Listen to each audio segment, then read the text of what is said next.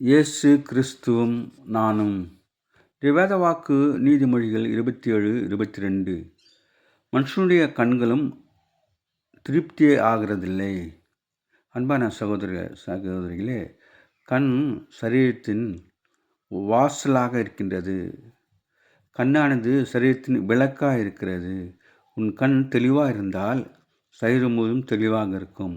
உன் கண் கெட்டதாக இருந்தால் உன் சரீரம் முழுவதும் இருளாக இருக்கும் என்று ஆண்டவர் சொல்கின்றார்.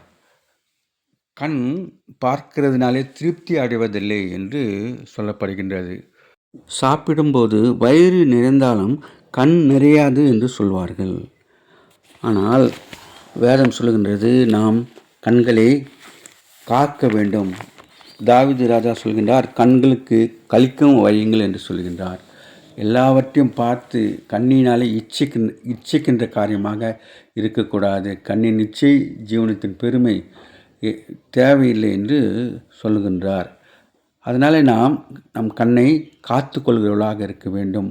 பார்க்கின்ற காரியங்கள் எல்லாவற்றிலும் ஆண்டவருடைய நாமத்தை மகிமைப்படுத்தக்கூடியதாக சரியானதாக பார்க்க வேண்டும். தவறான காரியங்களை நாம் பார்க்கக்கூடாது. உன் கண் நேராய் நோக்க கடவுது என்ற வசனத்தின்படி வாழ ஆண்டவர் கிருபை செய்வாராக.